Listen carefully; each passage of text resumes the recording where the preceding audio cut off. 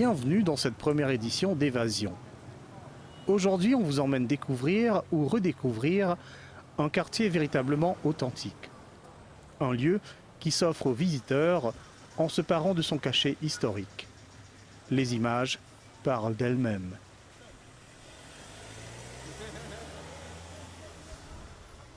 Un beau spectacle vous attend lors de cette balade dans les ruelles parfois secrètes du quartier chinois de Port-Louis, appelé affectueusement Chinatown.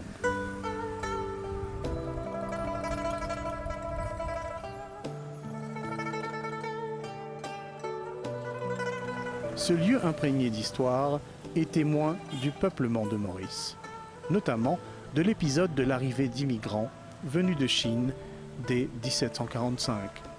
Une vague ininterrompue jusqu'aux années 1930 à 1950 qui aura contribué à façonner une île Maurice plurielle. La construction stratégique d'un quartier chinois proche du centre-ville de Port-Louis aura grandement accompagné d'innombrables petits commerces qui ont émergé au fil des siècles. Aujourd'hui, dès le premier contact avec ce vieux quartier pavé de Port-Louis, cette chaleur humaine et ces sourires devenus tradition d'accueil accompagnent notre parcours. Notre guide d'aujourd'hui a passé toute son enfance au quartier chinois.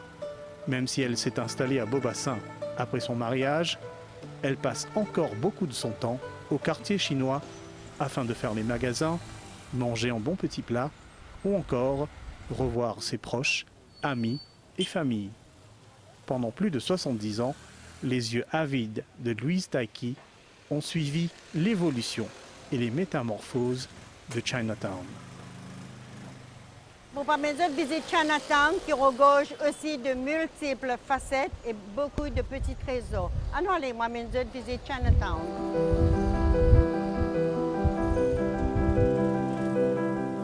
Nous traversons rues et ruelles où se côtoient l'ancien et le nouveau. Bâtiments d'antan, façades merveilleusement décorées. Parsemés à travers ce parcours, des lieux cachés attendent patiemment le voyageur curieux comme de petits trésors à découvrir. Moi, mon enfance me rappelle tout à fait, nous venons faire dans Chinatown. Nous venons à cette commission dans Chinatown parce que mon papa et mon maman sont commerçants. À ce temps, nous venons manger chinois parce que c'est un tamançon ambulant qui m'a un produit chinois, qui m'a un boulet chinois, un nuken, un samouraï. Je vais manger bien rare aussi, qui n'est pas gagné dans mon restaurant. Donc, le soir, mon maman amène nous, moi avec mon frère, nous marcher depuis que nous sommes restés la rue La Paix. Nous venons jusqu'à Chinatown, nous avons mangé, nous avons le banc, dans le chemin, nous manger. Après, nous retournons à la case.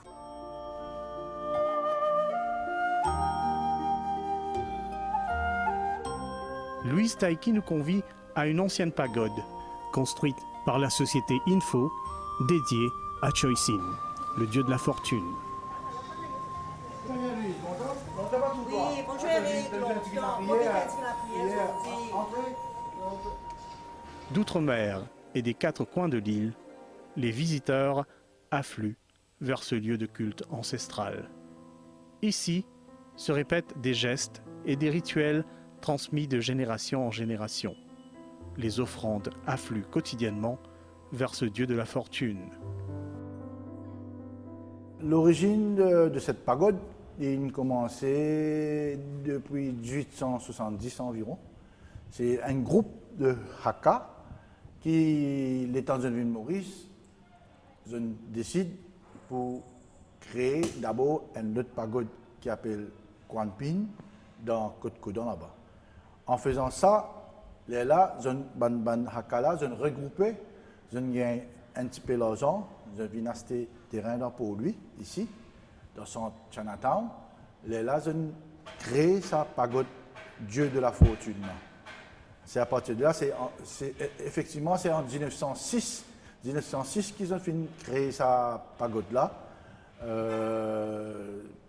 Là, tout le monde, comme la communauté chinoise, ils ont fini d'adopter sa pagode-là. Ils ont fini faire une cérémonie tous les jours, toutes les semaines. Vous êtes venus, mais régulièrement, il y a des touristes ici qui viennent ici, ils viennent visiter, mais quand vous êtes rentrés, vous pouvez faire pareil, vous pouvez aller me sandales. Après, cette pagode-là, il y a du monde qui gère ça. C'est à travers, quand on visite, venir, c'était des sandales, c'était tout le monde a fait là. C'est là qu'il y a un revenu pour les caves entretenir la pagode-là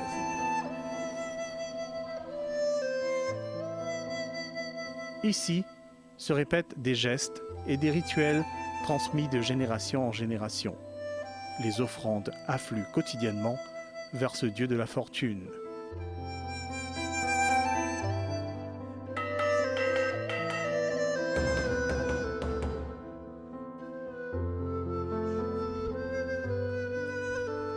Après ce moment de recueillement, nous mettons cap vers le Ip Man Wing Chun Club, une école d'arts martiaux. Pour la circonstance, les élèves de maître Jack Lee Chung nous attendent pour une cérémonie de thé, un rituel accompli dans le respect strict d'un code ancestral.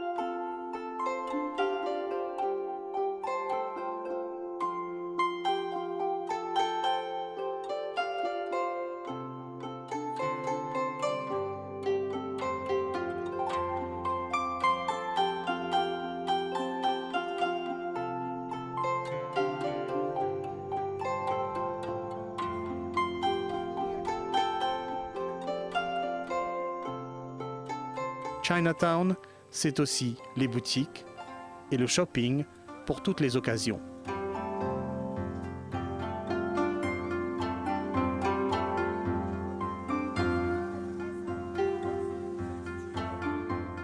On y trouve de tout, tels des vêtements traditionnels portés lors de nombreuses fêtes qui se succèdent au quartier chinois tout au long de l'année.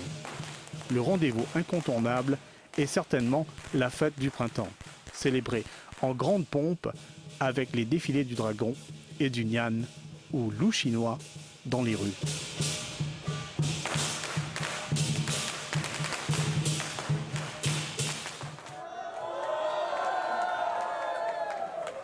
L'ambiance y est folklorique, haute en couleurs. Durant l'année, se tiennent aussi des festivals culinaires qui invitent à découvrir la savoureuse gastronomie chinoise. Pâtisseries et sucreries, mais variées aux saveurs asiatiques, de quoi déguster et partager avec ses proches. Le Festival Chinatown, c'est un événement annuel organisé par la Chambre de commerce chinoise. Ce festival-là lui permet tout les opérateurs chinois qui habitent même en dehors de Chinatown, viennent vendre des produits dans les rues de Chinatown. Maintenant, c'est une occasion aussi pour les gens qui parlent chinois aussi, viennent trouver des produits chinois qu'ils ne peuvent pas trouver ailleurs. Ils viennent déguster des mets chinois qui sont très rares. Au quartier chinois, ces douceurs sont vendues au quotidien. Mauriciens et touristes raffolent de ces gâteaux qui réveillent les papilles. Louise Taiki connaît les bonnes adresses. Bonjour Tonia. Oui, ça va où? Merci. Bien. Maintenant, vous voulez faire la Oui, oui. Merci de venir.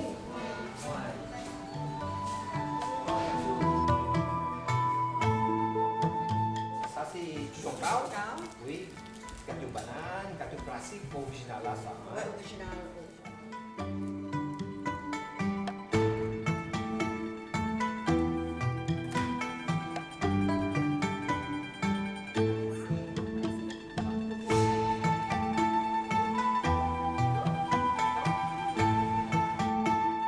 Les coins et recoins de Chinatown regorgent de tout. Quincaillerie, pharmacie traditionnelle, mais aussi street food chinois. Les nouilles et les boulettes ont la cote.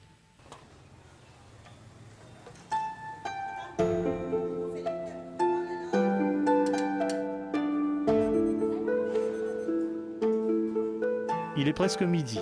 Ces petits commerces de Chinatown sont déjà bondés.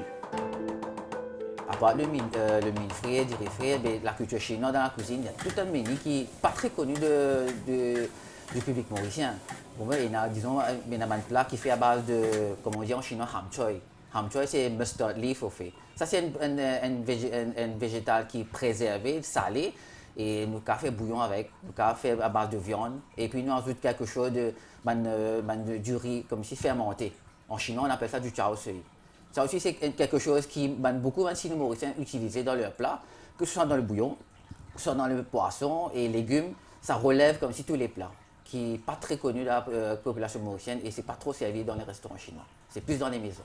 Et il y a beaucoup d'affaires qui sont à base de farine de riz et du sucre. Et on a fait beaucoup de gâteaux avec, qui ne pas connaître, ils mettent de flavor et puis les veg. Dans la cuisine chinoise, tout est symbolique. Par le nom, par comment ça sonnait comme si. Hein. C'est très prisé pour l'année chinoise. L'année chinoise, nous cherchons toujours des plats, des menus, des gâteaux qui sonnent auspicieux. Comme plusieurs de sa génération, Christopher Lam Cham Ki vient d'une lignée de commerçants.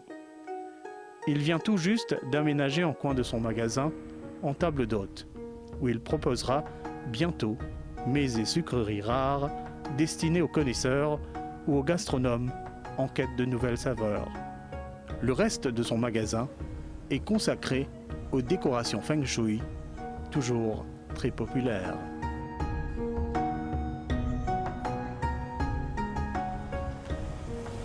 Bonjour Christopher. Ça va?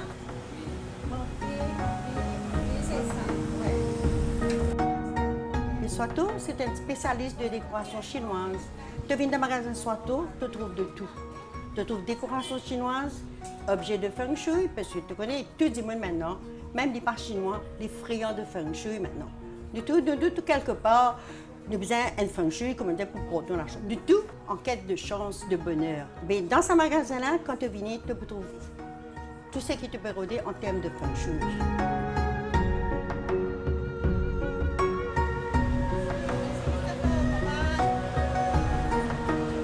À quelques endroits du quartier, des maisons peintes aux couleurs vives avec force fioriture témoignent du savoir-faire chinois.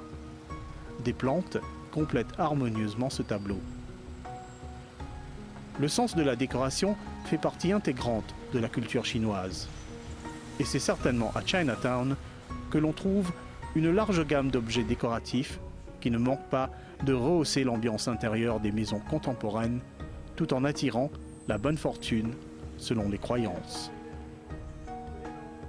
Les poissons sont symboles de fortune.